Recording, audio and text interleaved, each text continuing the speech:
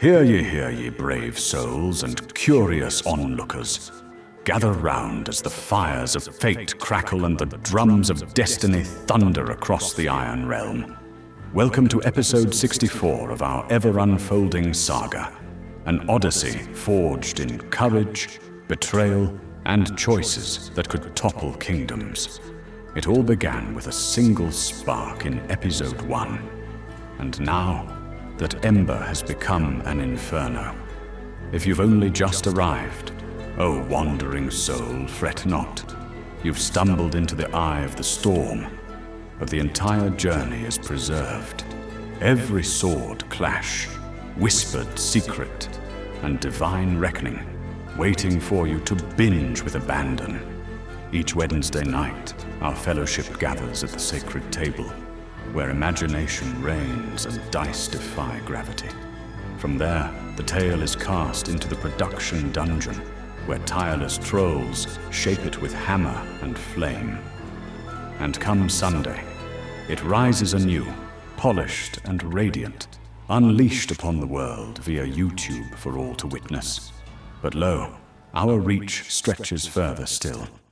We've sown breadcrumbs across the digital wilds, Facebook, Instagram, the Iron Realms wiki, even the enchanted scrolls of Pinterest. Follow us, stalk us, meme us. We revel in it all. Now, before we descend into the abyss of tonight's tale, let us first honor the champions who will shape fate itself. When your name is called, rise from the shadows. Speak your first name, your character's name, their race, class, and level. Let the crowd know who dares challenge the Iron Realm tonight. First up, we have Bradley. Dramatically rises from the shadows. Hi, my name is Bradley, and tonight I'm playing Kingfisher Blue, an Aarakocra monk of the 7th level who's smarter than you, and you know it. Wave the open talon, Alphazar. Next, we have Rhea. Hello, I am Rhea, and if my voice is scratchy, it's just because my dinner was extremely spicy, but I play Lominde. She is a level 6 Elven Rogue Sorcerer. Next, we have David. Hello, I am David. I play Q, a level 7 Halfling Cleric, an agent of chaos ready to disrupt your world. Next, we have Allison. Hi, I'm Allison. I play Theo and Kat, a Kalashtar and Cat duo. Rogues, still level 6. Next, we have Matt. Hey guys, I am Matt, and I play Tonar. He's a half-elf rogue thief, level 7. Then we have Lisa. Hi guys, I'm Lisa. I play Aaron Stonefell, a high elf paladin wizard, level 6. I am a blessed warrior who fights for the true bog under a banner of an oath of glory. May the bog light your path, fellow warrior. That's Frost in the background. Next, we have John. Hello, my name is John. I play Zechariah, a 7th level paladin of the Alpha Bog, a human, and Alphazar. And last but not least, I'm Chris. I'm your humble dungeon master, your narrator, your tormentor, your guide through chaos and wonder. Steel your hearts, ready your spells, and let the story unfold. Previously in the Iron Realm. Title: The Howling House of Hollowmere. The party continued their journey toward Havenwood and the Saltine Keg. The Sable Dawn wagon moved slowly. Kingfisher Blue expressed self-doubt to Zechariah, who reassured him that strength lies in their togetherness. Entering the quaint town of Hollowmere, the horses slowed. Before Zechariah could express his containing frustration with Sable Dawn horses, Marnie the baker ran out, pleading for help.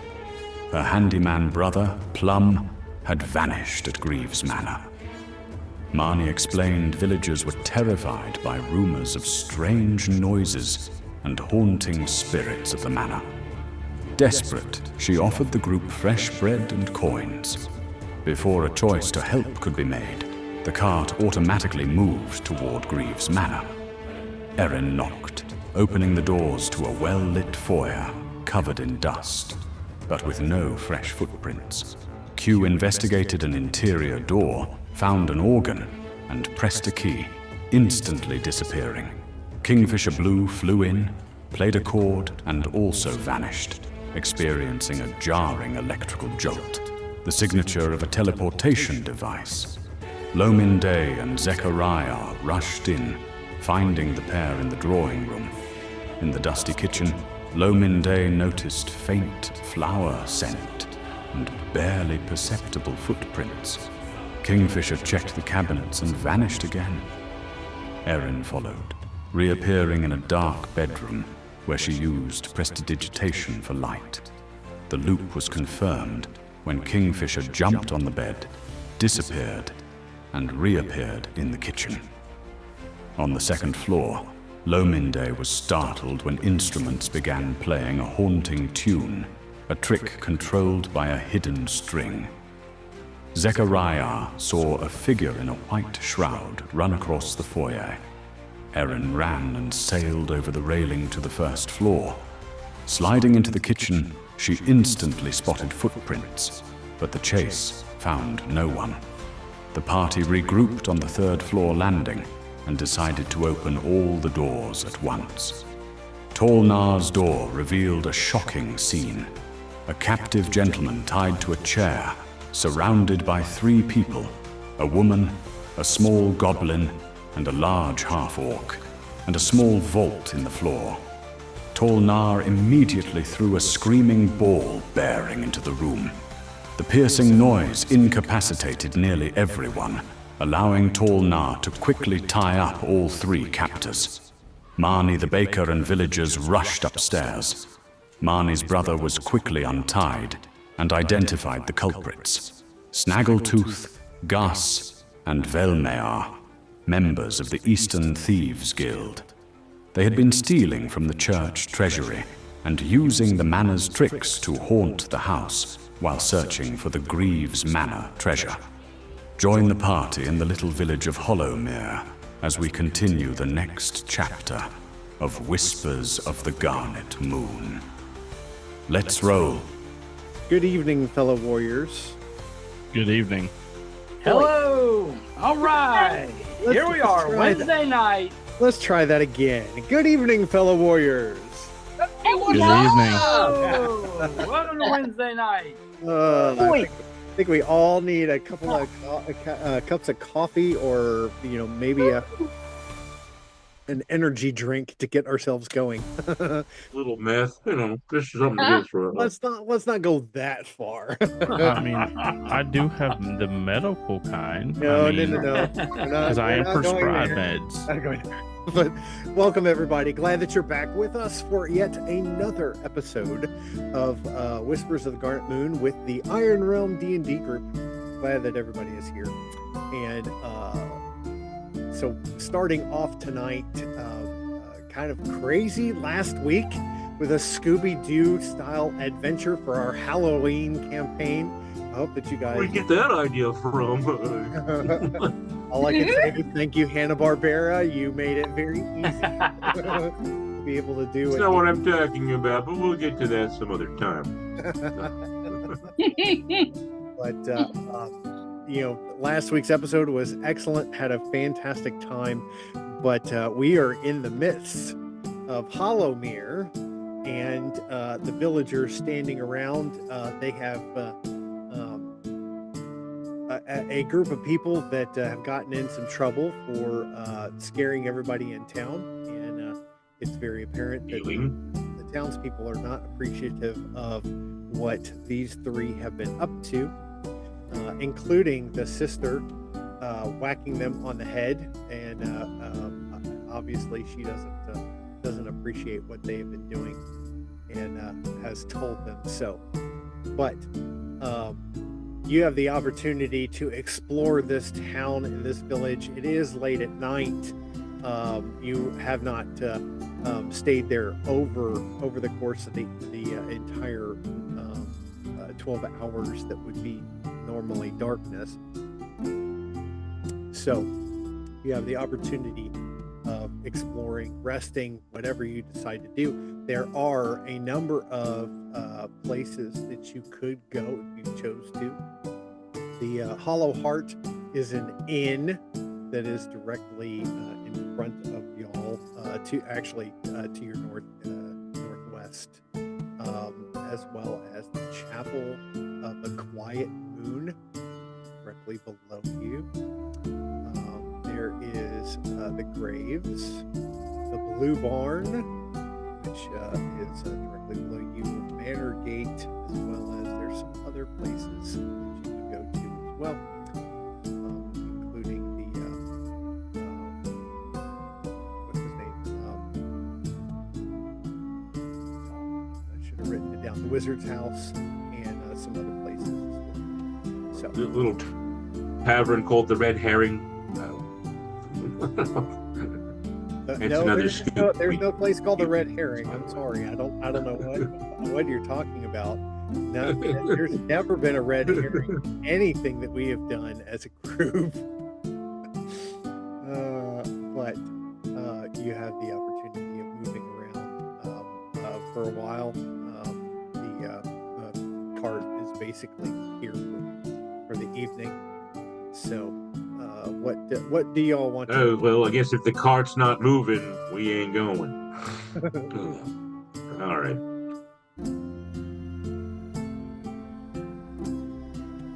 Anyone can pipe up. Oh, I'm going Zechariah, to cross down to the barn.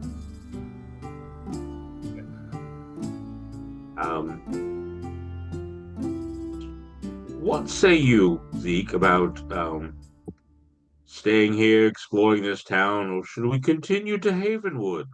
Well, Zechariah says, well, I think it's up to the horses. Yes, I'm afraid so. All right then.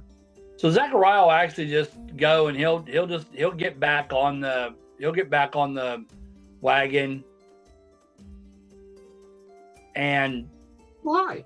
see what the horses decide to do. I'm sitting right behind you. The horses are not moving. They're standing there. Exactly. Well, then I guess I'll go to the Blue Barn. How far is it to Havenwood? Are you asking a DM or are you asking somebody else in the village? Well, I'm asking the Alpha Bog, Chat Alpha Bog, do I have any idea? Have I heard? Do I know? I'll ask other people. I'll ask people in town. Or what do I remember about how far Havenwood is from here? I'll ask somebody in town. Ask the lady that we've been helping. How far is Havenwood from here? So you're gonna go. I'll approach her and go over to Marnie. Yeah. Marnie's right here. The baker. She is. Yeah, she's standing. She's on the other side. With the baker's hat. So I'll approach Marnie and say, glad we were able to assist you in uncovering this nefarious plot. Are you familiar with Havenwood? She looks at you and she says, "Yes, I know of Havenwood. I've never actually been there myself, but I do know where it is." Do you have any idea how far it is away from here? It's a good 2 to 3 day journey. By cart, I take it. Yes, or by any means. We have some very disagreeable horses. Would you like? Do you have anyone in town that can train horses? Well, the farmer can do that. Fantastic. Do you have any spare horses? I'm sure that he does. He mainly deals with cattle, but he does have the Blue Barn will have possibly. Oh, I mean, he's got horses. You can see them outside of the barn itself. Okay.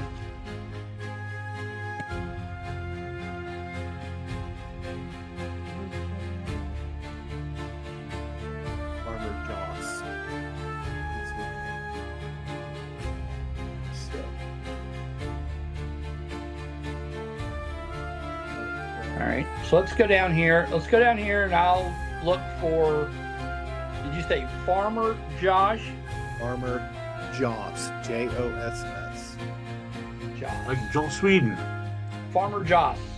I'll look around and see if her description of Farmer Josh, if I can match up the description.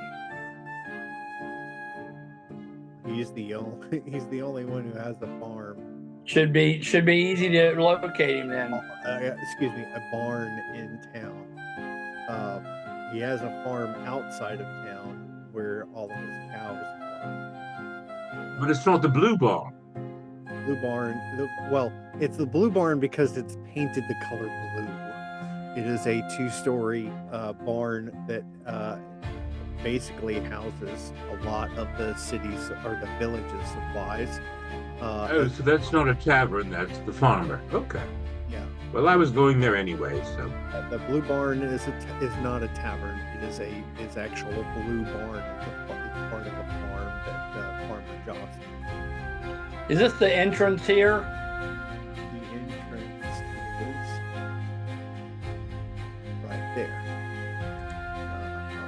Better go ahead and move the map. So you can see it. Well, it's not the Blue Oyster.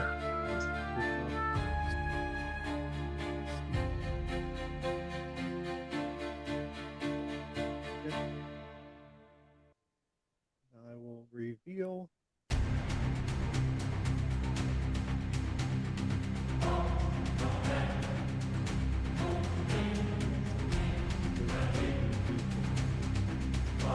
If we try.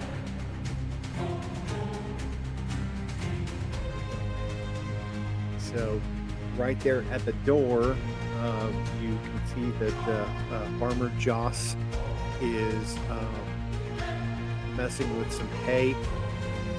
He is carrying it outside to feed some of the horses that are right there, that are tied up near the front entrance of the barn. And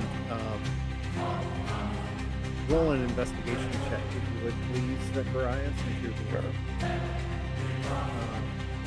Aaron, are you presently with Cross? No, I parked Cross by the barn. Okay. But you're not actually with him. No, I'm by rail pick over by the wagon. I'm in the wagon with Relton. 17. 17. You can see that there are a number of boxes and crates that line the outside of the room, and some that are inside. There's a ladder at the far end, as well as one next to you to your left, that lead up into a loft above that has looks like hay and hay bales up above. There is an anvil as well as a fire pit right there, where it looks like some tools are being made. He kind of is a jack of all trades when it comes to all things dealing with being a farmer. So, but he's presently getting hay ready for the horses that are outside, as well as some other necessities. So I'll approach Farmer Joss and get his attention. Say, "Well met. I'm Zechariah, a warrior for the Alpha Bog, and I might need your help. He looks over at you kind of with a stern eye and says, "Well, we appreciate you finding out who was stealing from the city or the village's coffers, as well as leading us all on wild goose chases. What can I help you with?" I hear that you manage horses, or you're good with horses, and you might even have some fine horses around here. I have horses outside, but they are no comparison to the steeds that you have outside with your cart that you came into town with. Those are some of the best and most expensive horses that I've ever seen.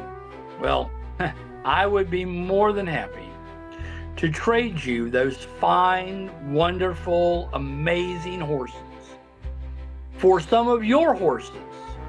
If we could do a simple exchange to take these very wonderful and powerful and very intelligent horses that we already have and trade them for your mild-mannered and I'm sure very adept horses. I would like to make this trade with you, and would you do it? He stops what he's doing and he puts his hand on the top of his pitchfork and he says, "Friend, I don't know what you were thinking, but those horses are branded, and if anyone were to sell those horses, that would not bode well for either them or for the buyer.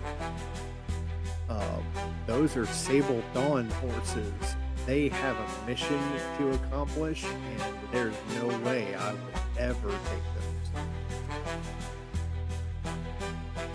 Well, their mission is not aligning with our timetable. Time is all relative, my friend, and it's actually quite an interesting thought that you are here in town at this particular time, because we're getting ready to have a celebration, and I'm sure if Marnie has not already invited you and your party to join us in the celebration, I'm sure that she will. But we have a candlelight vigil that's getting ready to start here within the next couple of hours. In fact, to celebrate the winter moon, and we would love for you and your party to stay with us and to enjoy the festivities.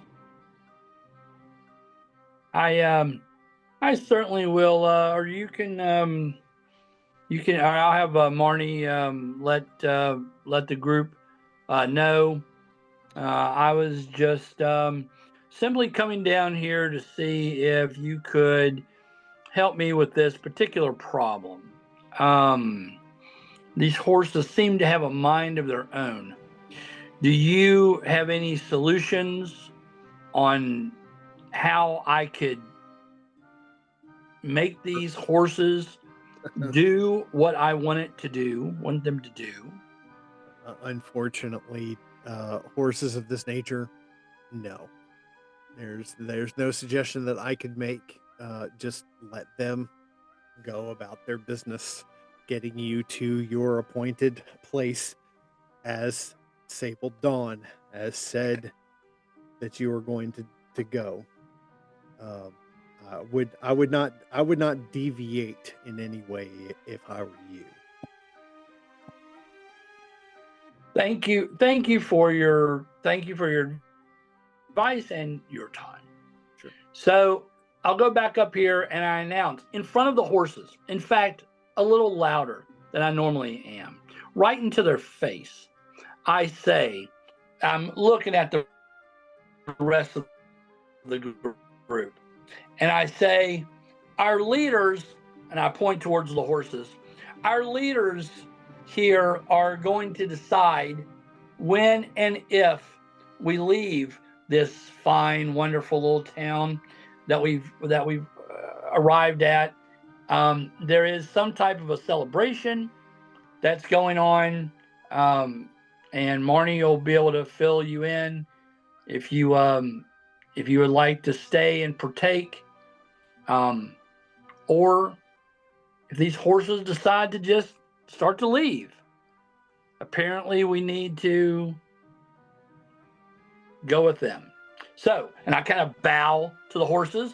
So, to our great and wonderful leaders, please help us decide what we're going to do here.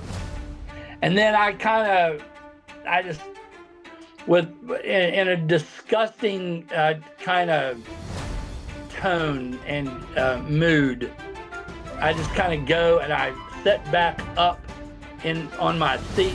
And when I sit down on the cart, like I take the full weight of my body, my armor, and I kind of make my presence known on the cart when I sit down.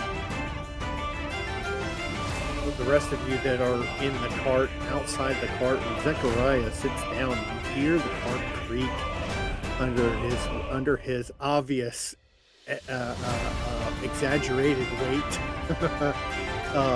But the horses just kind of stomp a foot and kind of shake off whatever flies they have in their hair and really pay it no mind. Who else?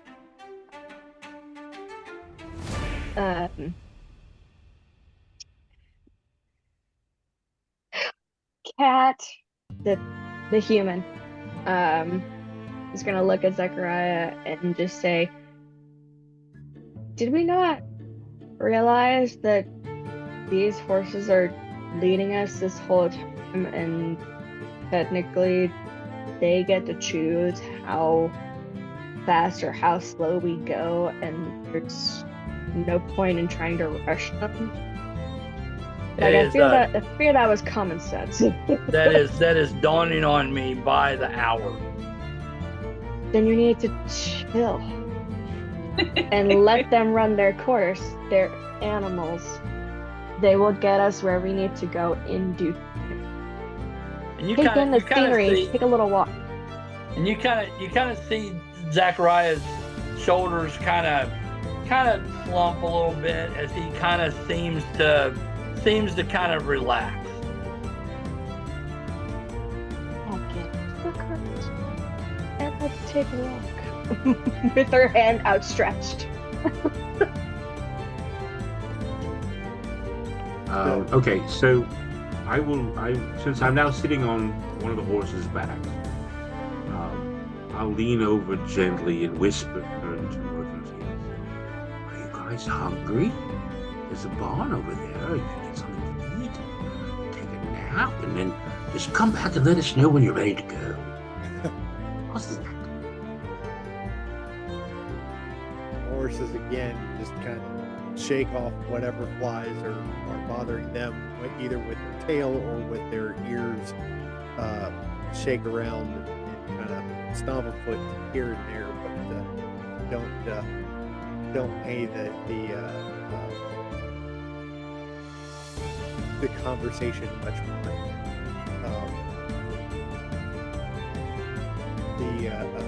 As it continues to darken, lights are coming on in the various shops.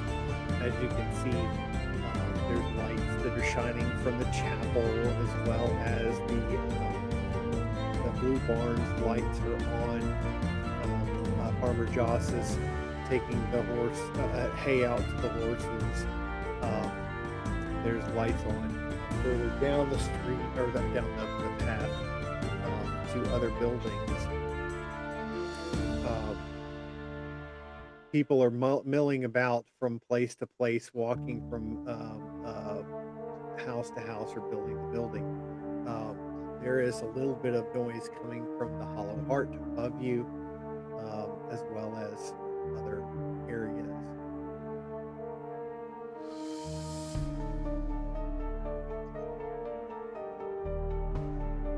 I knock on the wizard's door. Knock, knock, knock.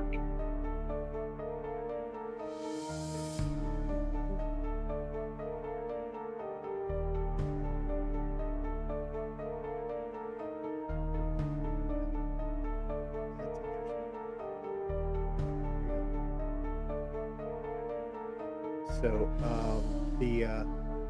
the door kind of opens just a little bit, and you can see just the front part of the room itself.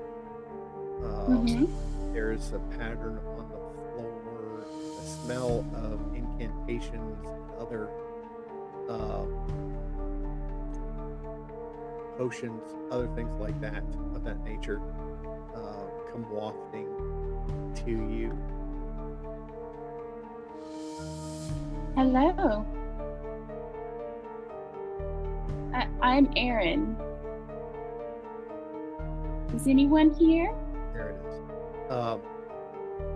It's a little man with white hair who comes closer to the door, and he's wringing his hands back and forth, and he's looking around the room, and he kind of says, "Come in, come in, come in, come in, come in."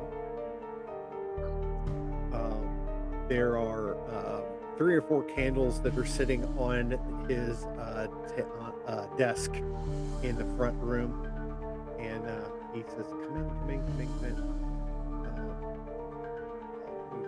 Closer to the room, so I can see. Is anybody else going into Thistlewick's, or are you all just kind of standing around in town? I think my smallish, chaotic friend and I have taken interest in the chapel.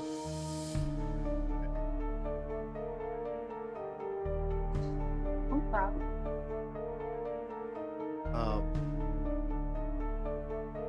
Thistlewick is standing there, like I said, wringing his hand. My name is Aaron. I heard that you are a wizard. Do you do spells and incantations for your own edification or for those here in town? Well, I sell many things. I have many things. I've acquired many things, and I have stolen many things. I stole a woman's heart one time and put it in a bottle and put it on a shelf, but sadly, That's not. someone else took it away. But I have many things that you might like, you might want to give something in return, depending Yeah. what you decide that you want to do. Well, Or take. I'm new to incantations, and I seem to have a knack for it, but I have my spell book is I don't have as many spells in my spell book as I would like, and I was wondering if you had any books or things that might be able to help my friends in our adventures. I'm sure there are many. I'm sure there aren't many. It just depends on what you're looking for and what piques your interest, as well as what you may do that piques the Would you like to spells. show me around your fine establishment? Well, you can walk around as much as you like, but be careful, for those things that you open may never close. And those things that I you don't want to open anything that you don't tell me about first. Well, I don't keep an inventory in my head of everything that I have on my shelf. I So, see. because there are quite a few. But if you look around and you see something that you like, make me an offer or trade me for what you may have, or barter or steal if you choose to. I see by your clothing that you are probably not going to steal anything from me, since I know that you are a No. paladin. But I also get the sense that you are not just a paladin, but that you are learning new things. Yes. I'm most interested in any books or incantations you might have, or objects you might have regarding celestial bodies. Do you have anything like that? He thinks for a few minutes. He kind of ponders, pulls at the whiskers on the bottom of his chin, and scratches his head and says, "No, I don't believe I have anything of that nature. But I do have things of nature." And he kind of walks around the to one of the horses. Walks around to one of the shelves, and he looks very carefully at the shelf, then looks back at you and goes, "That's Holly." Then he kind of walks over to another shelf and pulls out several items, including a rather large book. He opens and flips through the pages and goes, "No, you're not ready for this." And he closes it up and he puts it back on the shelf. He says, You're very new to spells. Yeah. Yes, this would not be.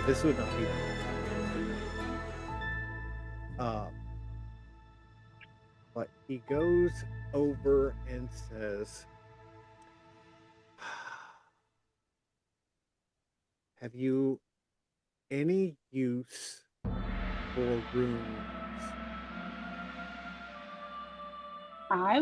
I do. There are in a book that I found in a library, a very old library, that was given to me. There are several runes on some astrological maps of the sky, and I would love to have more information about that type of magic. Well, he looks around and he sees another small book on a shelf that has weird writing, at least to you. But you see that several of the letters are very similar to the runes that you have already seen, at least by letter. And he says, "This book may help. It has a list of runes and their meanings, as well as the alphabet. I will give it to you for coming into my shop. But I have something else that you might be interested in." Well, tell me, what Then is again, it? you may not. "I have this little bag," and he picks up a bag that's probably about, modern day would be about the size of a baseball. Okay. And he holds it in his hand, and what it looks like is leather, but that it's carved leather that looks like leaves. Okay. Oh, And there's a little leather strap to it that he pulls apart, and it opens up, and the leaves kind of fall open, almost like a flower. that's pretty. Inside are 2, 3, 4, 5, 6 stones. He says these Ooh. are called fairy dancers. And each one of these little stones, they're about the size of a dime. Each one of them has a different rune on it. And he says each one of these stones has a name. For each one of them is individual. Each one of them is particular. And putting them all together is a family. But taking them apart, not so much. He says, this oak leaf pouch contains 6 smooth stones, which we call the fairy dancers. Each is engraved with a unique rune and imbued with a faint glowing aura. You as a magician, as a wizard, can actually see just a very faint aura coming off of them. He says, I'm not going to tell you everything about them. You're going to have to find that out on your own. For 3 silver pieces, I will sell this to you. Okay. I will take you up on that offer if you can tell me something about this. And I hold up the vial of gray blue pollen. And do you know what this is? Do you mind if I pick it up? If I hold it in my hand? As long as you do not open it, because I will tell you this. It is a little dangerous. It can make you blind for a time, and I've seen it melt flesh. So please do not open it if I hand it to you. What creature is it? From what I understand, I mean, I'm not really sure what the name of this creature was exactly, but we encountered it on our way from Snowvalia, and it was right past the big forest that has all of the fog. And you came in contact with brave bloom lurkers, and you survived. Yes. He kind of takes a step back and he says, That's what they were. I'm not touching it." Yes, I know that. Yes, I wanted to know if you could tell me. You don't have to touch it. I just wanted to know if you could tell me anything about this substance they produce, if there's any use for it. It is a spore burst. There's a 10-foot radius cloud of necrotic spores that erupts from. But is there any what? Any magical use for it? Is there any magical use for it? There's no magical use that I for could it, but it can be used.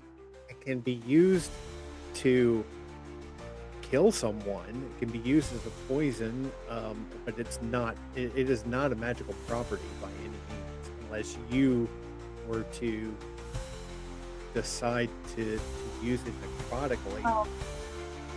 Welcome to the Saltine Keg, where the fire's warm, the ale's cold, and the biscuits are blessed. Found in cities across the Iron Realm, each Saltine Keg is locally owned, steeped in tradition, and brimming with hearty fare. Whether you're a weary traveler or a curious local, you never know what stories will unfold when you step through our doors. Tonight's offerings? Let's take a look. Hearty suppers and platters. Sink your teeth into the hunter's roast beast, slow roasted venison or boar with root vegetables and thick gravy. Or try the fried fowl and tater wedges, crispy chicken thighs paired with herbed potato slices. Feeling nostalgic?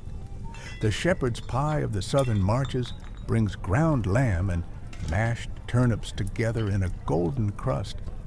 For something sweet and savory, the smoked ham haunch with honey glaze and stewed apples is a crowd favorite. And if breakfast for supper is your calling, the Barrelman's Plate delivers eggs, sausage, fried cakes, and roasted mushrooms. Each entree comes with your choice of 2 sides: butter-steamed greens, stone-milled corn mush, honeyed carrots, crisped tater discs, or the pickled root medley. Breads and biscuits. Warm your soul with flaky buttermilk biscuits, golden corn cakes with honey butter, or a rustic loaf of hearth bread. Sweet finishes. Indulge in the apple crumble of Eldon Hollow, the moonberry cobbler, or the velvety sugar cream tart. Each a spell of sweetness to end your meal. Tankards and draughts. Raise a glass of barrel-aged ale brewed by dwarves deep in the mountain halls. Or sip on sweet cider, goat's milk, or enchanted spring water drawn fresh from the well. The Saltine Keg, where stories simmer, laughter echoes, and every bite tastes like home. Come hungry, leave mythic.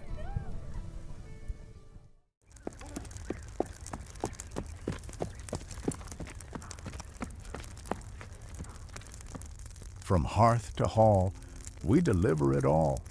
Whether you're nestled in a mossy cottage or posted at a windswept keep, the Swift Stag Courier Guild rides swift and sure across the Iron Realm, bringing the realm's finest goods straight to your door. Need a honey-glazed venison shank from the boar and bramble? Or perhaps a pouch of dream root tea from Moonshade Apothecary? Our fleet-footed couriers, some say part satyr, run, ride, and even broom their way through forest and fog to reach you.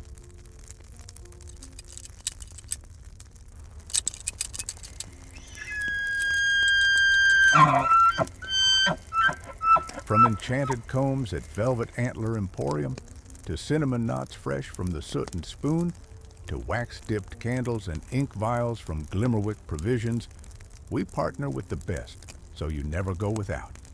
Deliveries within 5 leagues of any major town or guild outpost. Rush orders, just 1 silver more. But beware, dragon sightings and magical storms may cause delays.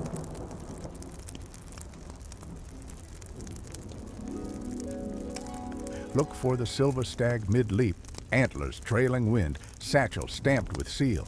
That's Swift Stag, because when the realm needs a runner, we don't walk, we leap.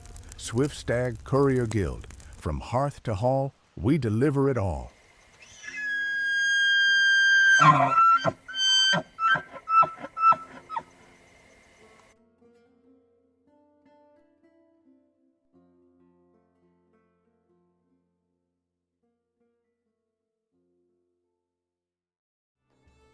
Six years running, Grain-Soak Ale reigns supreme in the kingdom of Ethukoth.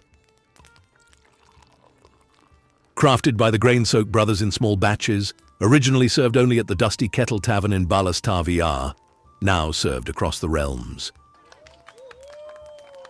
A wine is just a wine, but an ale is a brew. Grain-Soak Ale, now served across Ethukoth and Astarag. Not sold in a Falmouth. Drink responsibly, not suitable for halflings, gnomes, or fairies.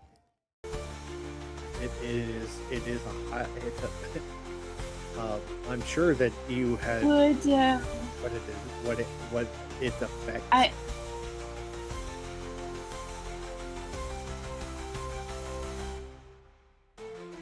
Well, you called it. What did you call it again? Grave bloom. Is that correct?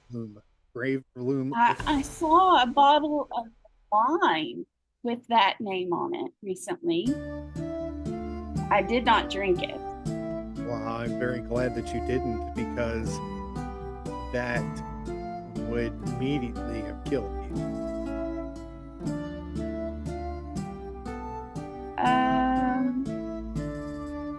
Would it? Yes. Because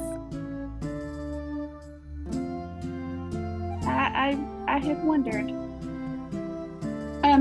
what if someone made food using it? Would that make the food poisonous, or just make you sick? I have only known that it's been used as a liqueur or a drink. I've never seen it used in food, so I would not know. But I would imagine that it would not make you sick; it would kill you, just like the drink would kill you. That's not something that I would want to have anything to do. Oh my goodness. As you're talking, Thank you for your information. And I will give you the 3 pieces of silver.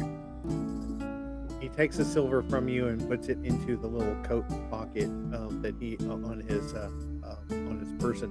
As you're doing so, you hear this crackling noise behind you, and turning around, you see the candles that are sitting on his desk spark up and kind of almost like a firework kind of spark within the room. And he goes, "Oh, that's interesting." And kind of goes over to the candles and looks at them and goes, "Huh, that's been happening all over town recently, and I don't understand why." Just sparking candles? Sparking candles. It has been very, very Oh. Well, thank you for your time. I may be back later. You're more than welcome to. All right. As you leave, and he goes to the door and kind of stands in the doorway as you. And I put my package that he gave me for the silver coins in my bag as I leave, and I bow to him and say thank you. He waves at you as you walk by, or start to walk away, and he says, "Hope that you have fun at the festival." Won't you be coming? Oh, I'll be there eventually. I have things to clean up in the shop and make sure that everything's done and everything's not done and done properly and not properly. And he just kind of chuckles as you continue walking away. Let's see. Kingfisher and Q, you are over by the chapel. Is that correct? Yes. The chapel is actually very well lit. Let's see. So both of you are looking through the windows, although Q is continuing to walk around the building very, very quickly.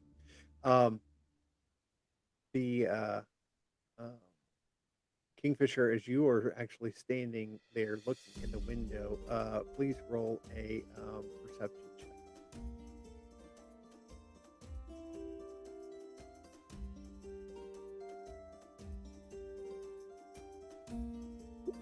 12.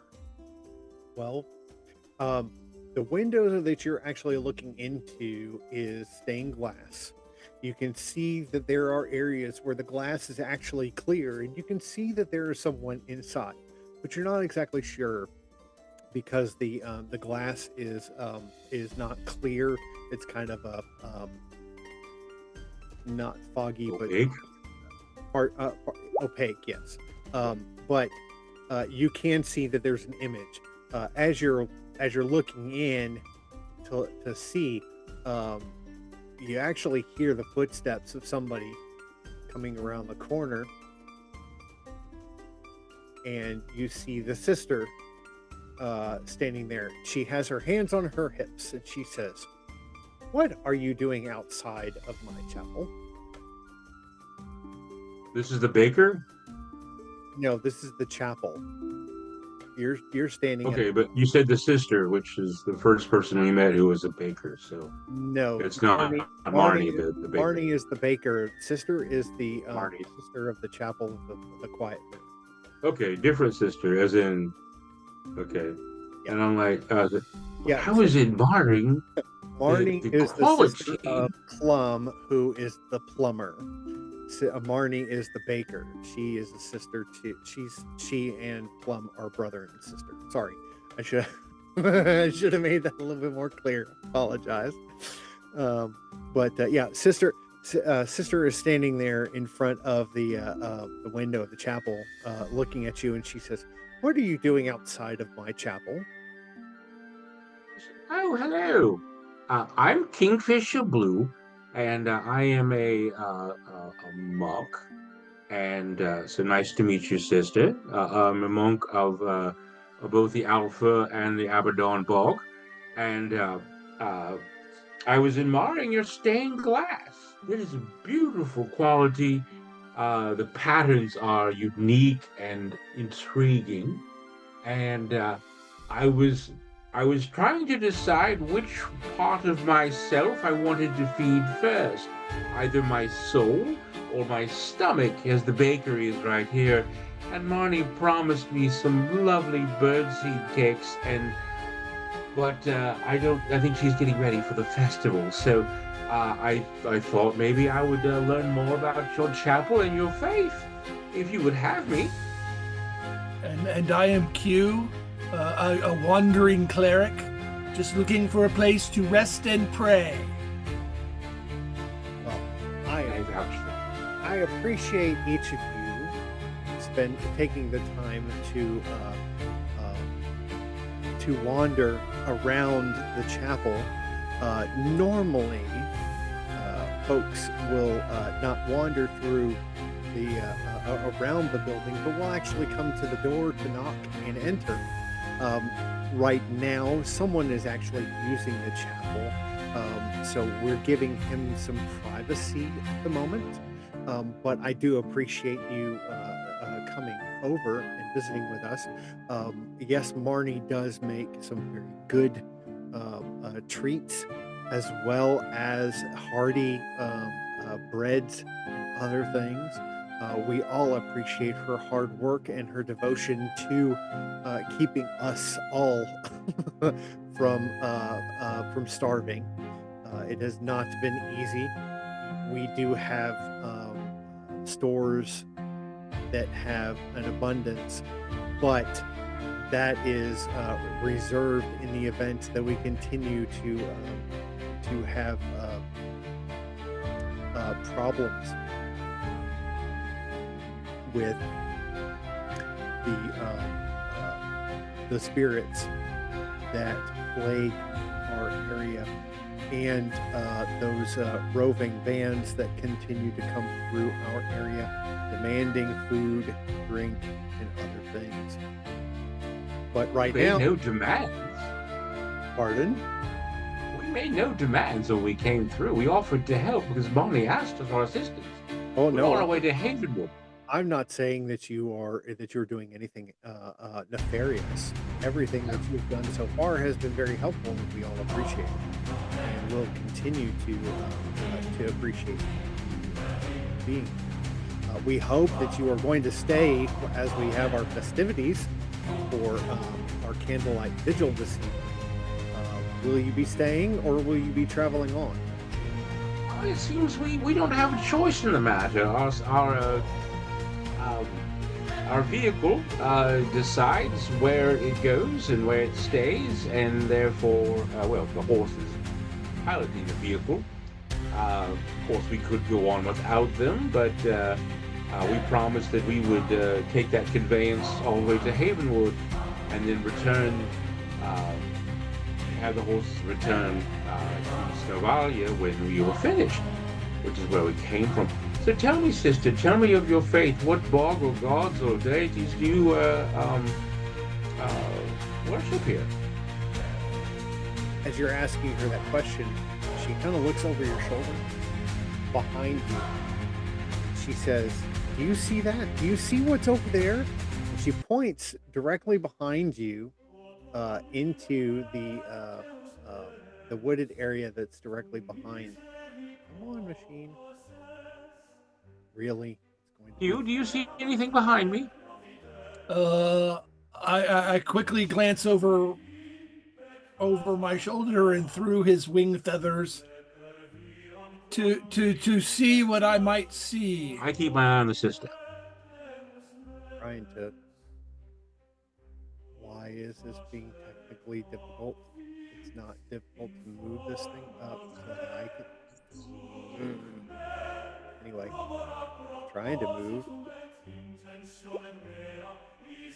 map. Can't get the map. Come on.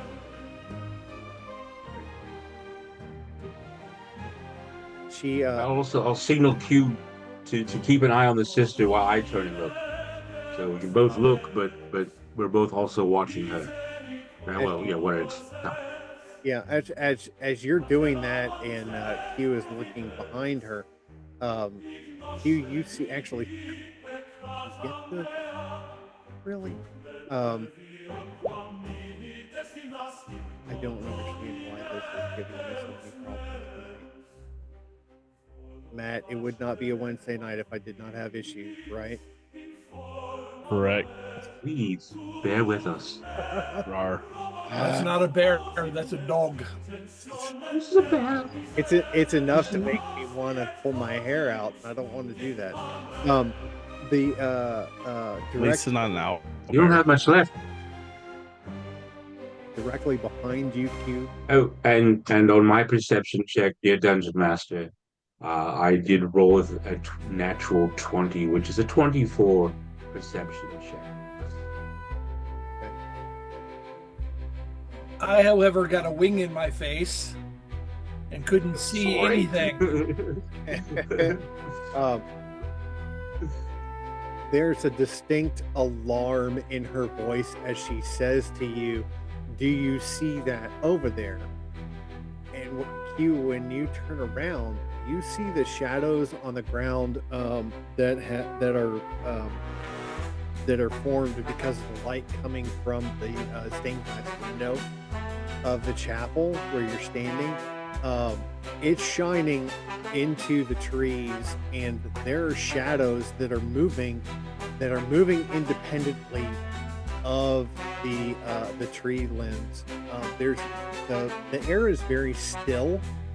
There's no breeze whatsoever, yet there are shadows that are moving independent of what, if a tree moved in the shadow, you would see the shadow. Or if a tree moved in the wind, you would see the shadow of the tree. There are shadows of non-tree shape. Thank you. Boy, I'm gonna let some other people DM for a while because I can't. My tongue talk. I can't get my words out right. But it's very apparent that there are shadows that are moving, and they're moving away from you and around the corner of the building, going towards the north of where you the two of you are standing with the sister. And her finger is pointing out, and she is dumbfounded. She is white as a sheet, and she says, "Did you see that? Did you see what that was?" Well, I rolled a 24, so what did I see? The same thing that Q saw, but in more detail. You could see the outline of basically humanoid like people. You could see legs and arms, heads moving in the shadows, and then going around the corner of the building. Very All right, I pursue and attack. I pursue and cast light. Okay. So. Oh, hello, Aaron. We're going to go kill some bad guys. Want to come? See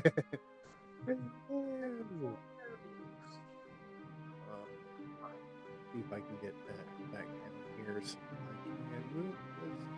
So you will need to, move your tokens around the area. Two trailer park girls go round the outside, round the outside. Oh, not quite. We're not girls.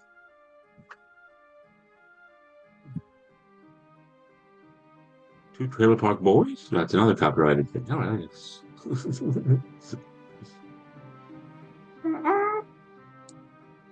turn around the corner, you see an older gentleman standing among a group of headstones.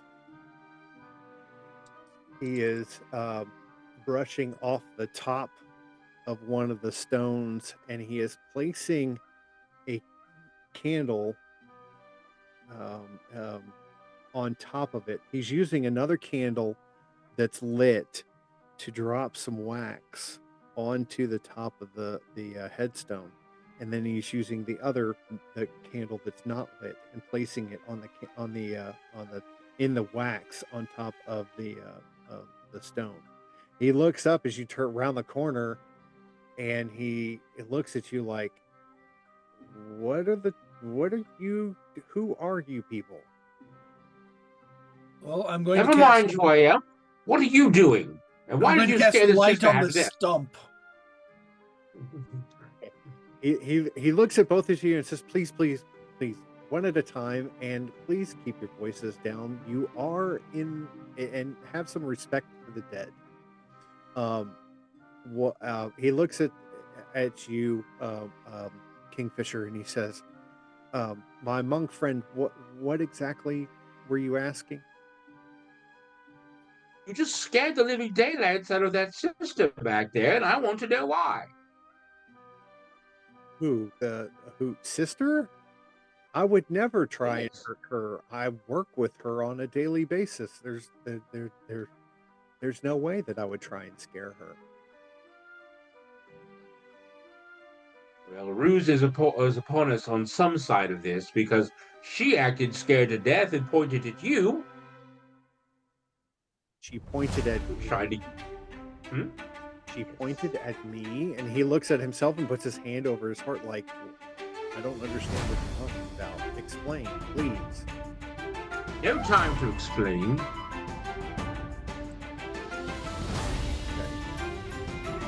He looks at you, Q, and he says, "My little friend, can you explain exactly what is going on?" We saw forms move this direction, furtively, suspiciously, and we wonder if you saw them too. And I'm going to watch him very closely for signs of deception and lying.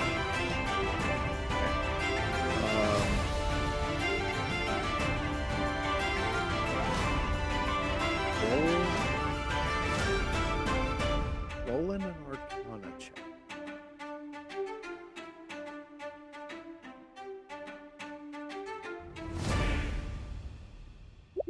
That 20.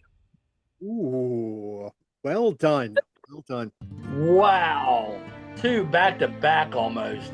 That's awesome. You see the candle that he's holding in his hand and the one that's on top of the stone, as well as other candles that are on top of the stones. You actually can see that there is wax that has dripped down the stones where it seems like this is a ritual. They have placed candles on each of the tombstones that are in this graveyard. You can see the candles are have a very heavy aura to them. And What type of aura? What's the school of magic?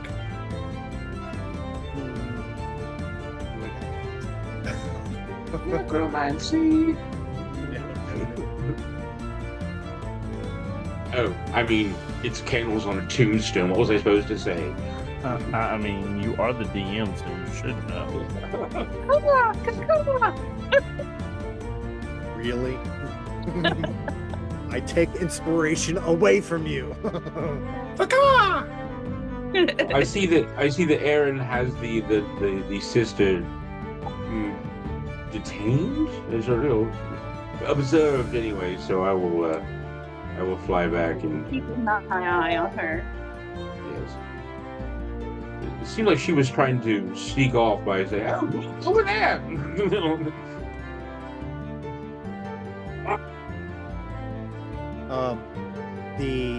the aura that's coming off of it is almost like it's a flickering blue and violet. It is looking at it gives you a sense of peace and comfort, as well as reflection. That's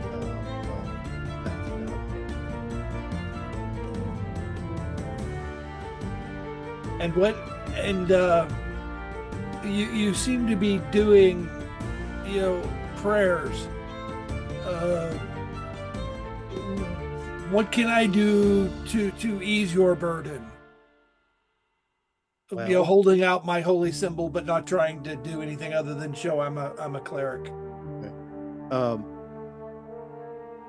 Well, just by you holding out here, you are holding out your symbol. Is that Yes. okay? He recognizes your symbol. He recognizes you as a cleric because, and he introduces himself. My name is Elias Graves. I'm the mortician, and I work directly with the sister with the chapel. I stand vigil over the members of our community who have passed. The candlelight vigil that's happening this evening is a direct result of our community that has passed. We do this every year under the new under the winter moon, and I'm placing these candles on top of each of the tombstones. I will say this, and I ask this that you keep this in confidence, since you are a cleric. I have been experimenting, and he kind of lowers his head, embarrassed. I have been experimenting with memory candles, and the whole experiment is revealing visions of the dead. I got the idea from reading a scroll at Thistlewick's, and I thought that I would be able to reproduce that. Unfortunately, one of the batches of memory candles that I made has gone missing, and I do not know where they are. Please don't tell anybody. Okay, I've got to run a perception check real quick. When he was looking me over, did he recognize me as a cleric, or did he specifically recognize my holy symbol? Just that by holding a holy symbol, he recognized you as being a cleric, not specifically what sect you were from. Then I move my hand off my great axe, lighten my gaze just a bit, and then proceed to ask him if he has any idea where the candles went.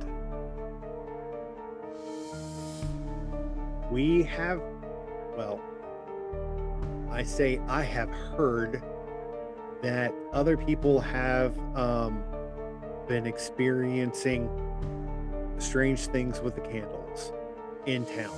Just the normal everyday candles that you can buy from the Blue Barn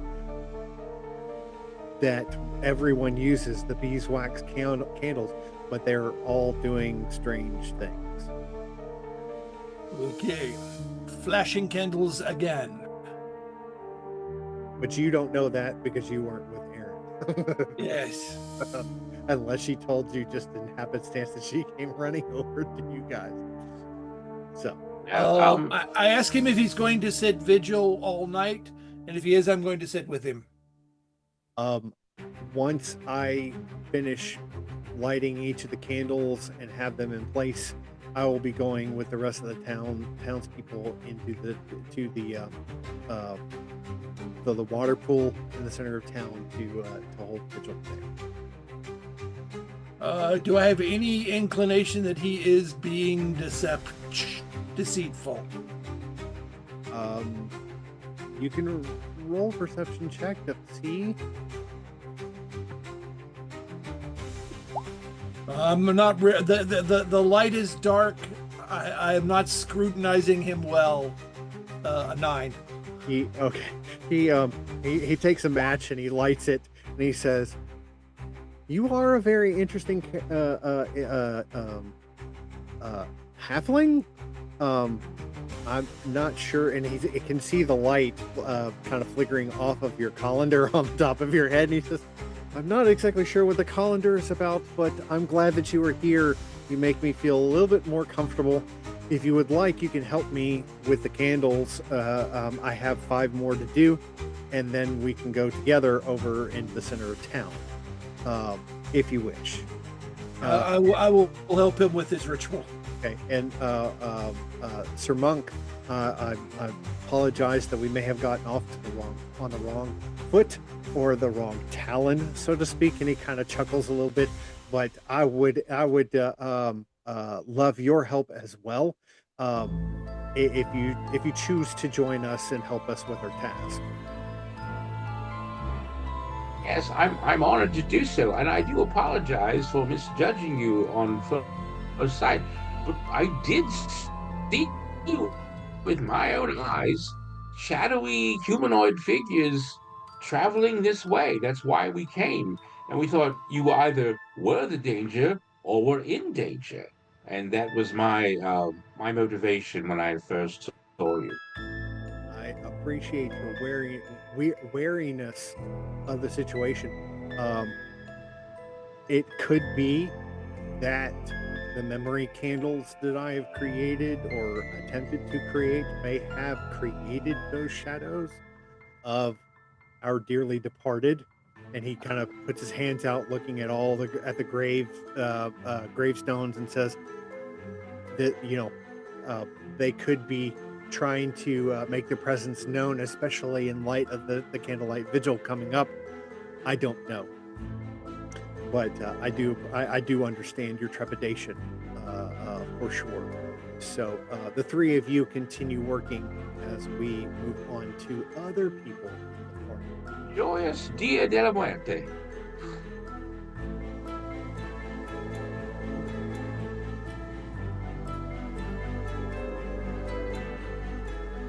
Bear with me a second. Yes, I will join and help in this one.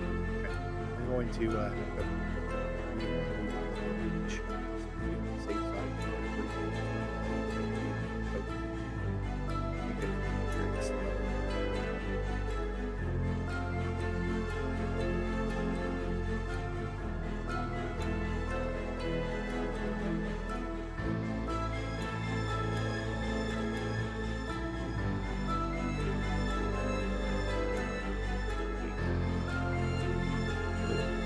Aaron, just so you're aware, I will send you the stats on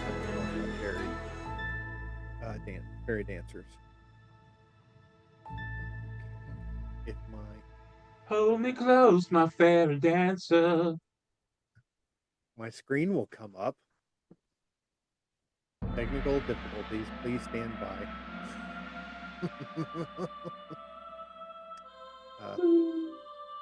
Day, I'm going to be looking for you and Kat and Zechariah here very shortly. And Talnar, where are you? Oh, you're in that tree.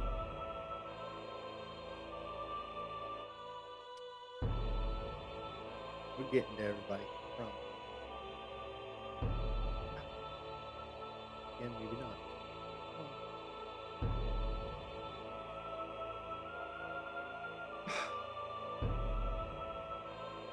That's why we may go to 3 hours after all, because I can't get the thing to come up.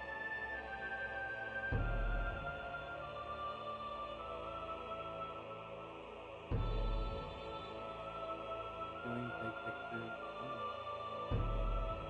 Look at Matt with no beard, no beard. Well, we're no strangers to love. You know the rules, and so do I.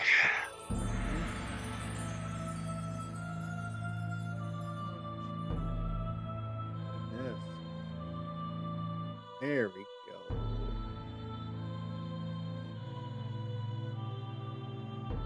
Yes.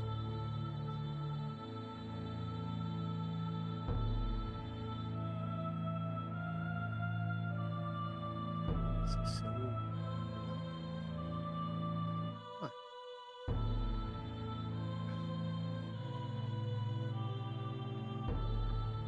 Wow. Never had this happen before. There we go. And we're back. Okay. So Lominde and Kat and Theo, or Theo and Kat, what are the two of you doing? I'll get to Zechariah and Talmar here.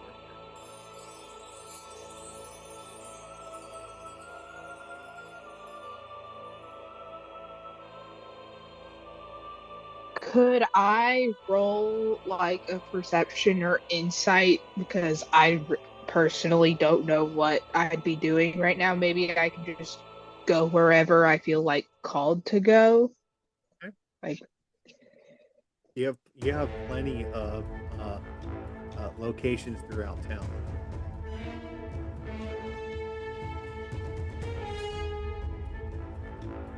Kat, Theo and Kat, you can do the same thing if you want to, or you can tell me what you two are doing. Well, we're both with Zechariah trying to keep him calm because we understand that he's a little frustrated, but at the same Okay. yeah. Usually Zechariah is very calm, cool, and collected until he has to fight someone. Then he gets into it. today he's kind of pulling his hair out. okay, well, I got a 5, so my gut is just not being helpful. So I am going to. I don't go. Oh, it's like this is the. Oh my gosh. Is like the door right here? Yes. Could I go up and knock?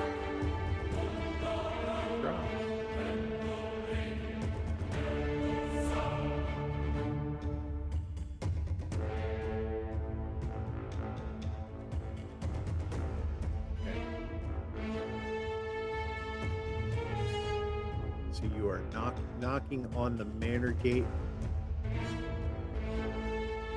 Yes. Excuse me. Banging on the door, you can hear a clear echo inside. It's not that the echo goes for a long distance, it's actually a short distance, but you can hear that echo clearly through the house. It does not appear that anybody is entering the door. Could I try to pick the lock? You can certainly. Let's roll and find out. Do you want me to roll sleight of hand on that? You should be use your thieves' tools to try and open it. Okay, how do I?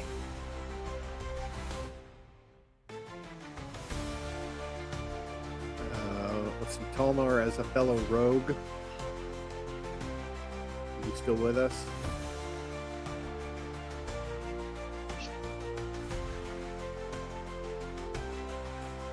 Talmar. He is there. Should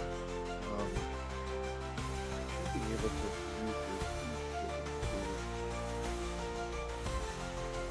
attempt to use unlock the door.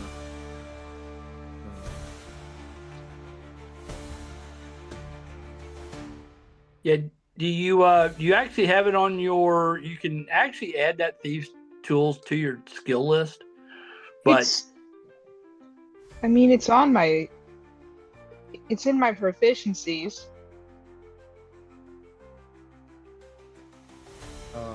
To use these tools to unlock a door, you have to make a dexterity ability check. rolling a d20. And then add your dexterity modifier plus your proficiency bonus if you are proficient with the tool.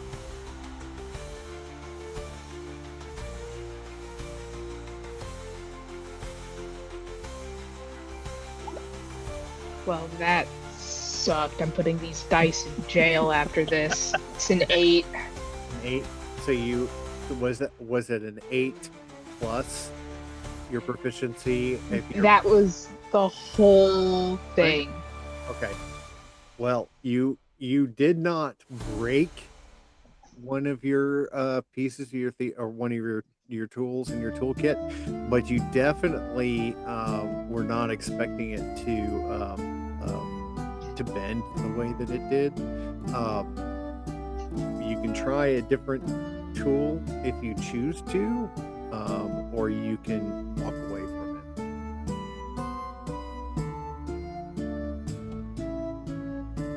it. I'll give you another chance to try and do it.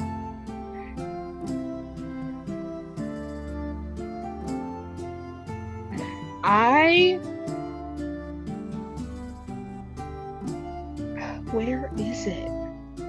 I know I have this. Go for those. Okay, I'm going to expend. I'm gonna roll a d8 and expend one of my psionic energy die to see if I can turn that failure into a success. Right. Please be nice.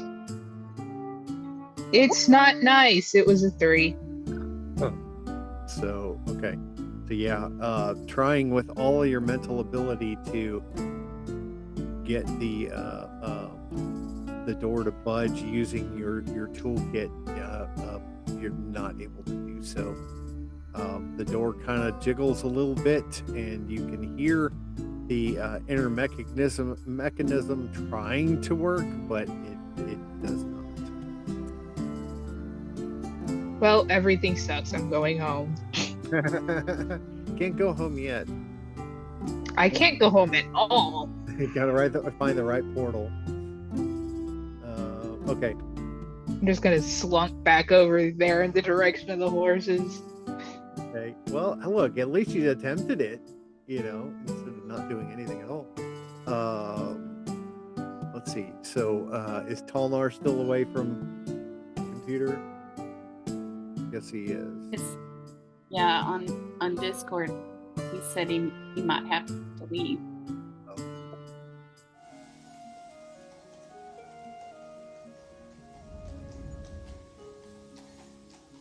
In the Iron Realm, every journey begins with a choice, a path, a steed. From mossy glades to gilded towers, Realm Rider Transit Guild carries you swiftly, safely, splendidly. Choose your pace, a donkey for the rugged trail, a carriage for comfort and charm, a skyborne dirigible for those who dream above the clouds.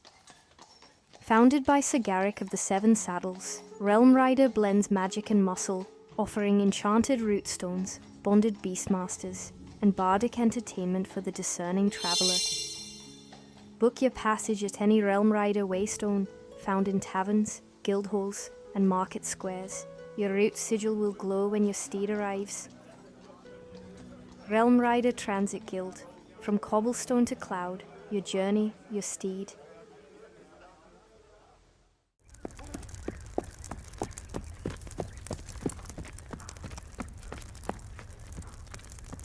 From hearth to hall, we deliver it all. Whether you're nestled in a mossy cottage or posted at a windswept keep, the Swift Stag Courier Guild rides swift and sure across the Iron Realm, bringing the realm's finest goods straight to your door. Need a honey-glazed venison shank from the boar and bramble? Or perhaps a pouch of dream root tea from Moonshade Apothecary? Our fleet-footed couriers, some say part satyr, run, ride, and even broom their way through forest and fog to reach you.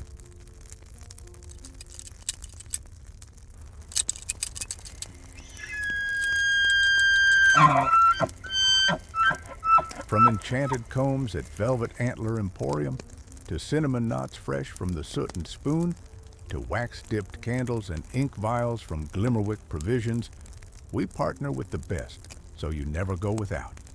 Deliveries within 5 leagues of any major town or guild outpost. Rush orders, just 1 silver more. But beware, dragon sightings and magical storms may cause delays.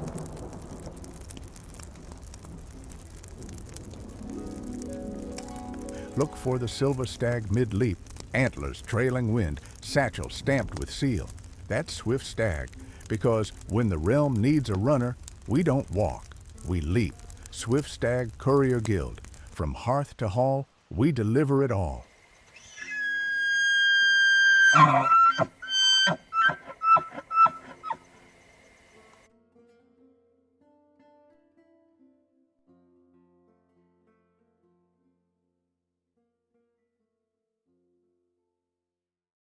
Welcome to the Saltine Keg, where the fire's warm, the ale's cold, and the biscuits are blessed. Found in cities across the Iron Realm, each Saltine Keg is locally owned, steeped in tradition, and brimming with hearty fare. Whether you're a weary traveler or a curious local, you never know what stories will unfold when you step through our doors. Tonight's offerings? Let's take a look. Hearty suppers and platters. Sink your teeth into the hunter's roast beast, slow-roasted venison or boar with root vegetables and thick gravy. Or try the fried fowl and tater wedges, crispy chicken thighs paired with herbed potato slices. Feeling nostalgic? The shepherd's pie of the southern marches brings ground lamb and mashed turnips together in a golden crust. For something sweet and savory, the smoked ham haunch with honey glaze and stewed apples is a crowd favorite. And if breakfast for supper is your calling, the Barrelman's Plate delivers eggs, sausage, fried cakes, and roasted mushrooms. Each entree comes with your choice of 2 sides: butter-steamed greens, stone-milled corn mush, honeyed carrots, crisped tater discs, or the pickled root medley. Breads and biscuits. Warm your soul with flaky buttermilk biscuits, golden corn cakes with honey butter, or a rustic loaf of hearth bread. Sweet finishes. Indulge in the apple crumble of Eldon Hollow, the moonberry cobbler, or the velvety sugar cream tart. Each a spell of sweetness to end your meal. Tankards and draughts. Raise a glass of barrel-aged ale brewed by dwarves deep in the mountain halls. Or sip on sweet cider, goat's milk, or enchanted spring water drawn fresh from the well. The Saltine Keg, where stories simmer, laughter echoes, and every bite tastes like home. Come hungry, leave mythic.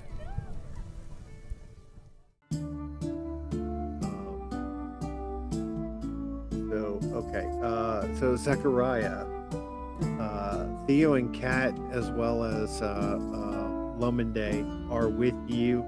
Theo and Kat are trying to keep you calm, cool, and collected after being frustrated with the animals and their mission that they're going through. But what are you doing? Yeah, I'm just continuing to. Zechariah's just continuing to relax, and he kind of realizes that he's letting these horses have gotten the better of him. So he's taking Theo's advice and just chilling. Okay.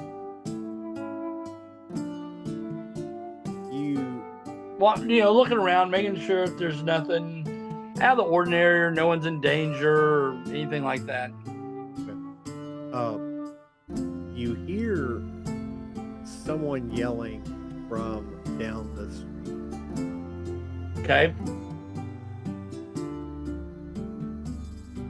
You hear a voice that says, "Help! Help! I can't believe this is happening. Someone help! Help!"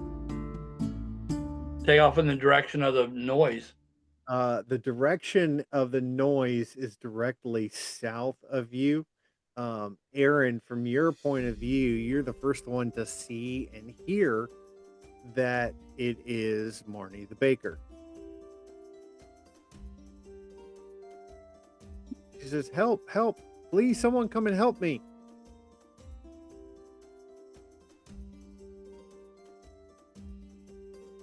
On my way.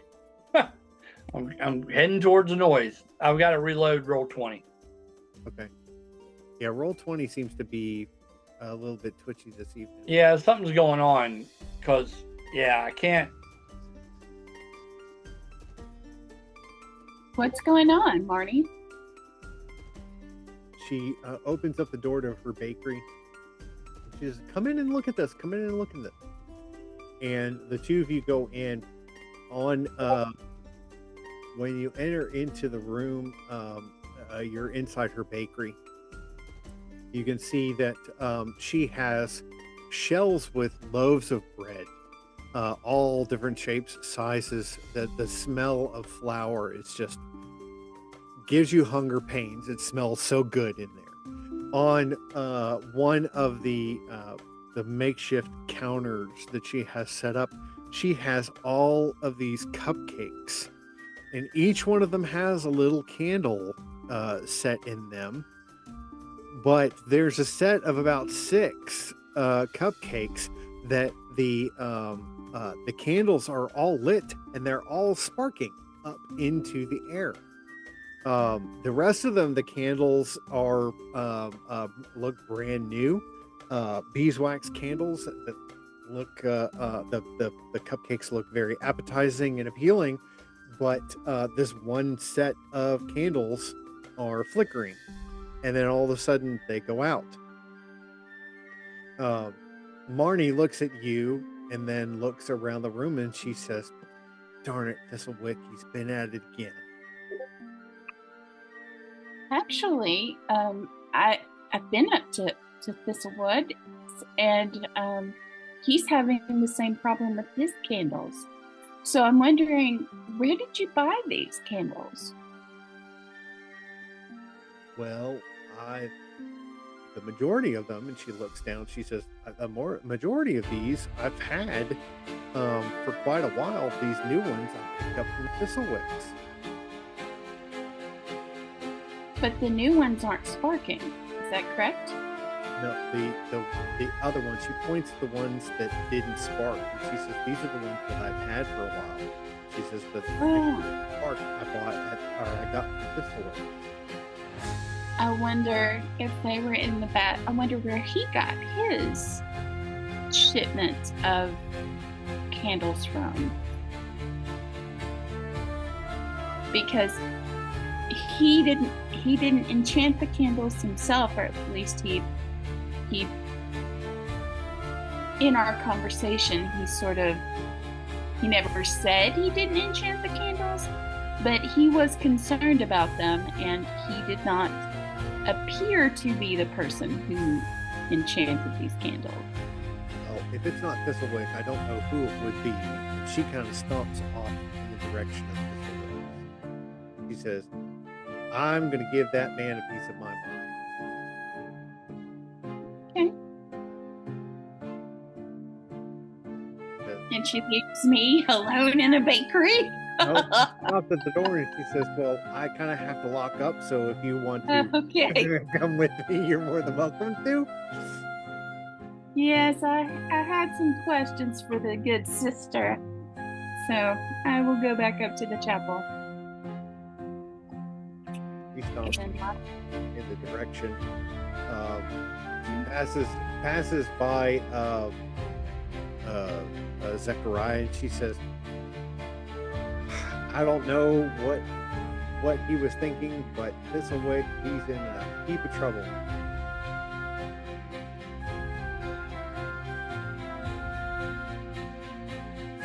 So I go back up toward the chapel, and I say, "Hello, sister."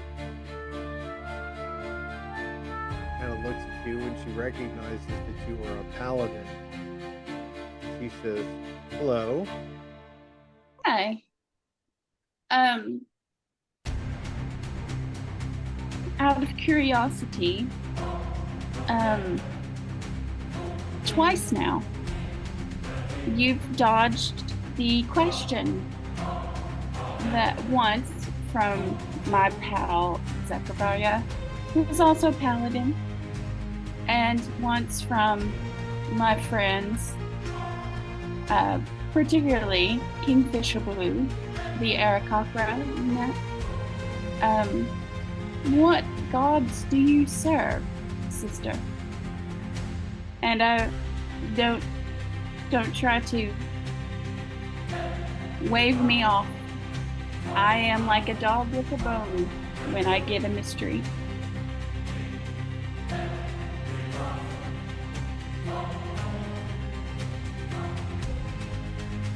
She looked at you and she says, "I don't speak for anyone other than the gods that I serve. Yes? I don't answer to you or anyone else." So, then tell me about the chapel. Do they worship many different gods here, or just one? I serve one. I'm sorry, what? I serve one. One. So, if I were to ask one of the villagers, they would know. Is that correct? Not necessarily. Not everyone attends services. Oh. Why don't you want to share your faith with us? It's just a question. It is a very good question. But the God that I serve does not take well to being questioned. She starts to turn away from you and says, "Don't," as she starts to walk away. Don't what, sister? I am rarely intimidated, so spit it out, lady. She does not take kindly. She shakes her head and says, "Someone is playing tricks in this city, or excuse me, in this village. I don't know who it is, but if you find out, you can come back and tell me." She goes in through a back door. Disappears. So I heard this. Zechariah was down here. How about a religion check for any of the pantheon that does not like being questioned? Is that something that I could discern from a religion check? You could certainly try. Yeah.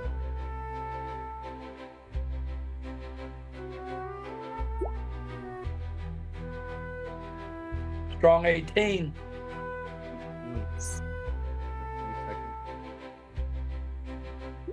If I had the wiki, I'll do it a whole lot easier.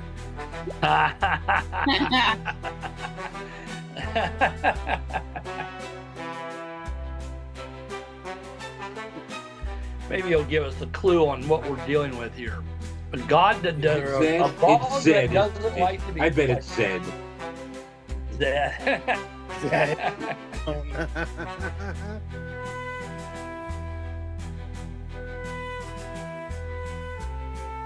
What did you think?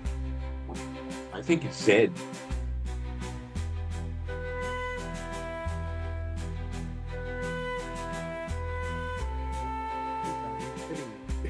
He's a Zed head. We got like 50 different deities, and only one has questioned. You're not gonna like the answer to the answer to that question. Is that Zed? No. You realize that this sister of the quiet, who resides and officiates over the Chapel of the Quiet Moon, is a follower of the True Bog. Whoa. The one true. Well. Interesting. So I turned to Aaron. So I turn to Aaron and I say, a fellow worshiper with you? That sounds like language that I've heard some other followers of the True Bog reference. Any additional insight into this? I have never heard someone, at least in my day, which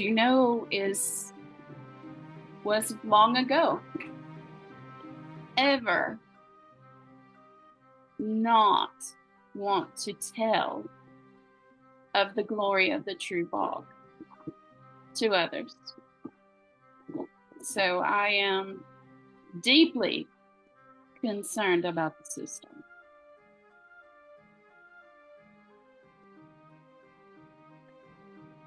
Aaron, did you notice any holy symbols or any type of markings that that you've seen associated with the True Bog, with you being a follower of the True Bog?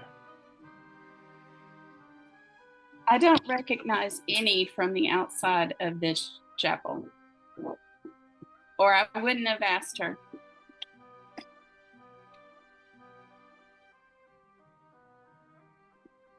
Something isn't right here. Of that, we agree.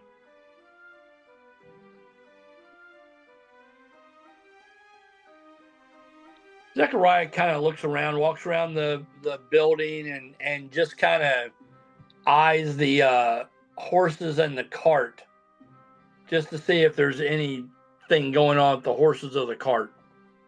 No, they're not. They have not moved from their position.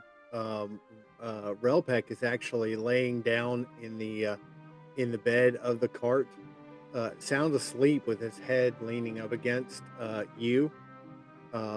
He's kind of oblivious to what's going on, and Theo and Kat, as well as Lomende, are talking amongst themselves, and Tolnar is sitting underneath a tree by himself.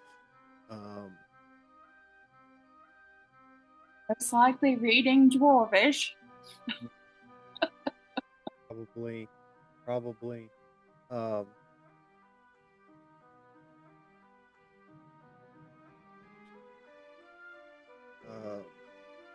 gonna follow this. I'm gonna follow this sister into the chapel. Okay. Aaron, do you want to accompany me? I will.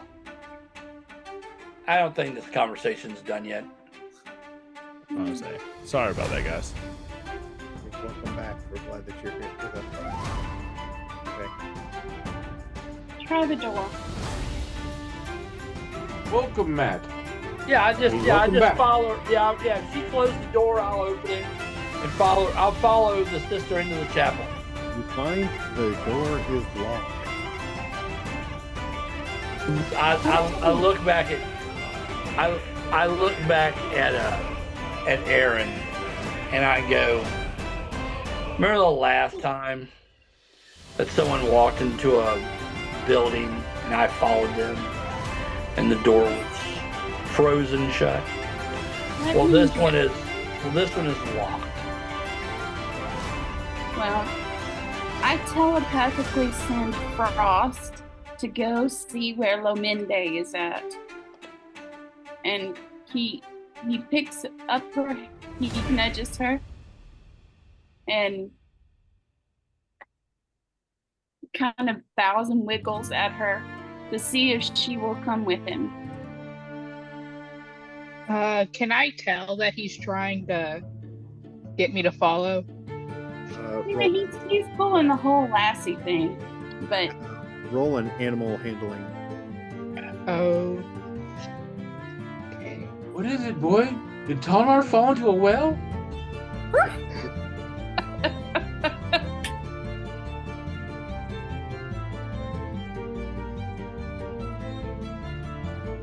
D&D Beyond is being slow. My bad.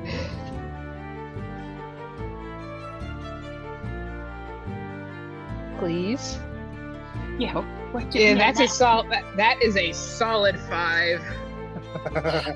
I am. Versus a liquid. You can tell that that Frost is trying to He's not having very good. He's more interested in petting him than anything else. I come around the corner of the chapel and I say, Romende, we need your services, ma'am. Don't forget you also have Paul. Oh yeah. Hi, Matt. So, while Where is Matt? I don't see him. he is underneath a tree up near the Hollow Heart. Matt. Maybe. I mean, Tolnar, Lominde. Maybe we can both come down just in case. Yeah. Somebody is. Follow Frost.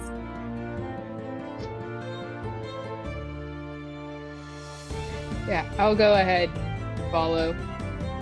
Yeah, cool.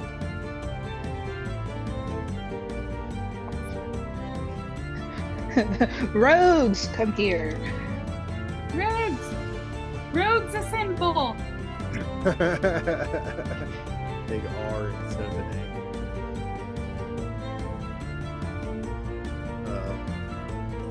Kat, are you going to stay where you are by Valpeg and everybody and the horses, or are you going to go down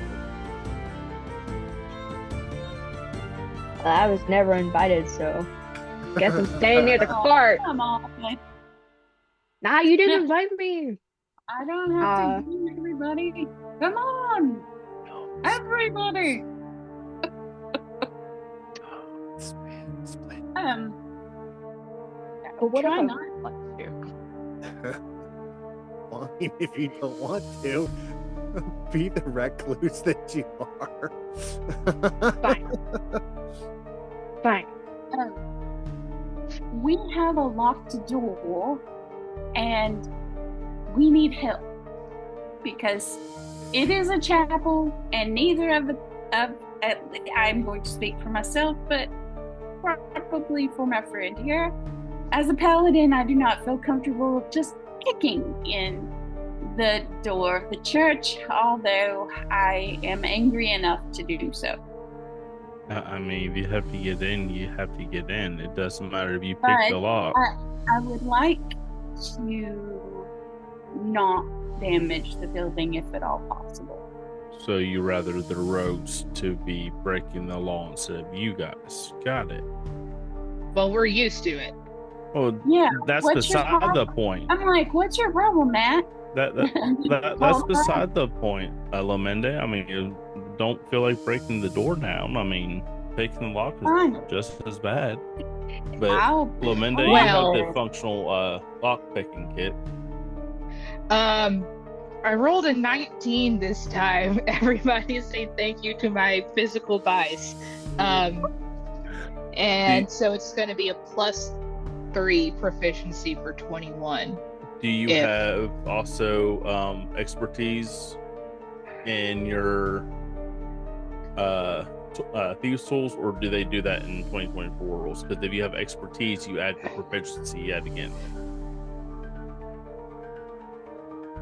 Let me make sure. It's basically it's your sleight of hand modifier with your roll.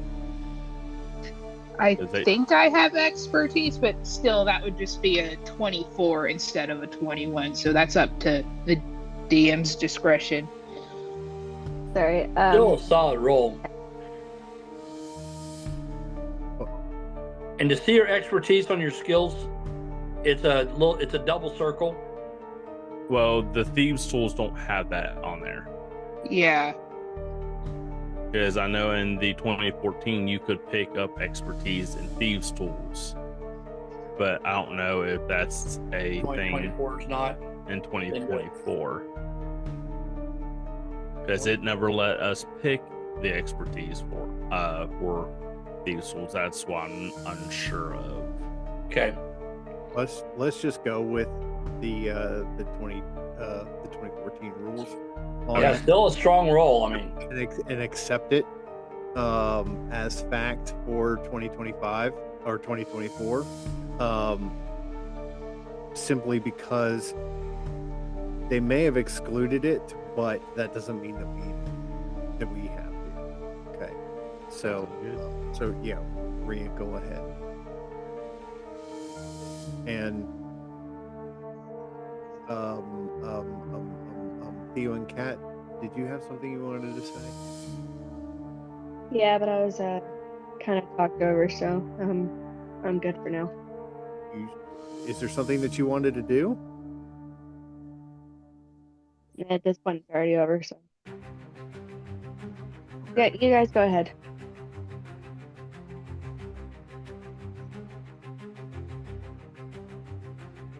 Okay. So what you got, Lominde? So are we going with the sleight of hand bonus? That will be the equivalency if you have that in expertise as 2014 if you had the expertise in thieves' tools. Yeah, okay, then it's a 24. So you're able to open up the door.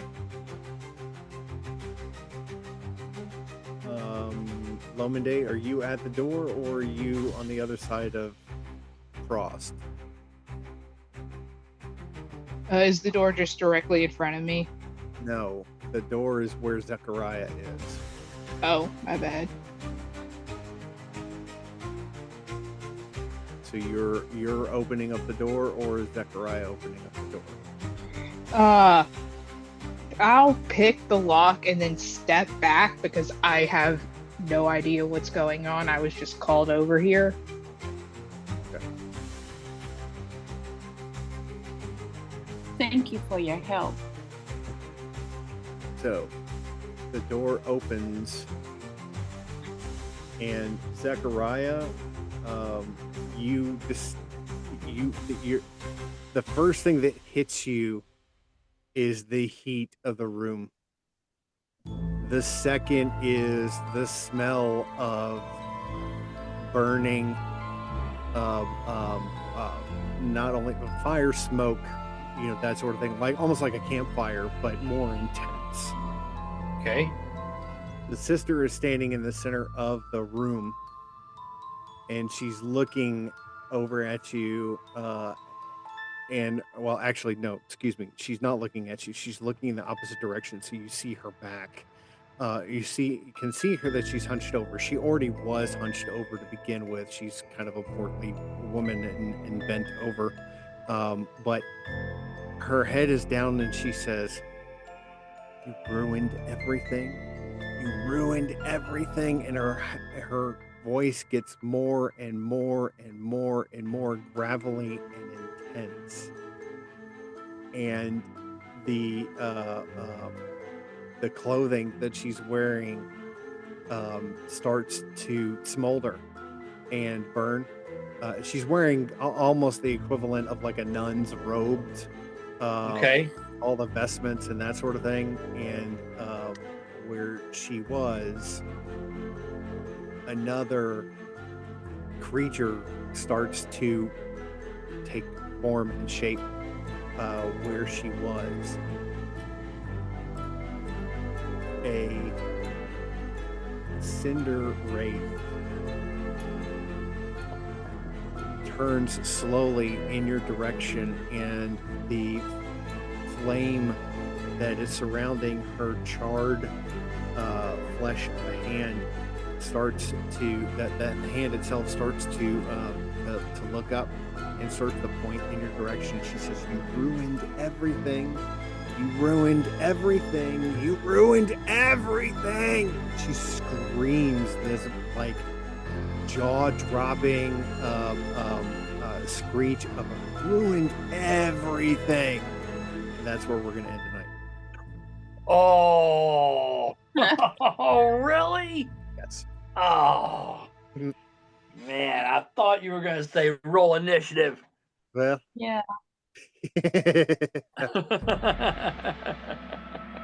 but yes, so yes, a Cinder Wraith, another new monster for you guys to go up against here in the near future. But as always, adventurers, thank you so much for everything, for being a part of the adventure tonight. Matt, sorry that you had to step away for a little bit, but we'll get you back in the action starting next week. To our audience, thank you very much for being a part of the adventure. We hope that you have a good time. Please tell everyone that you know about our group, and please be a part of the adventure with us each week. We are on YouTube as well as we're on Facebook. You can find us there, ask us questions, as well as get involved in behind-the-scenes action. Until the next time that we meet together as a group, let's roll.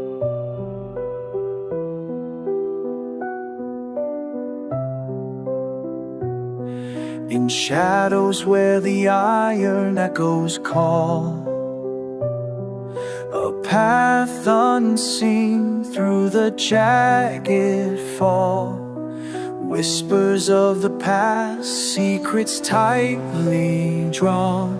We tread the realm where darkened spirits yawn. Ghostly figures dance, lost in twilight's haze. The iron realm unfolds in a chilling gaze.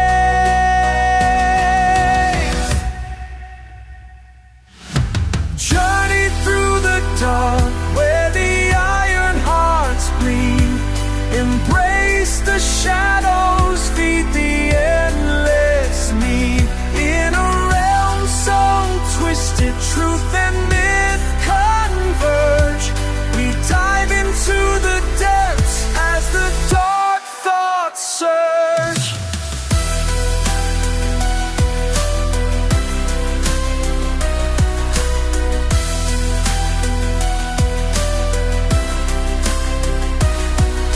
Across the abyss where the cold winds scream, a lantern flickers, guiding through the dream. With every step deeper, nightmares intertwine. In this forsaken lens combine. Ancient stones remember the stories untold.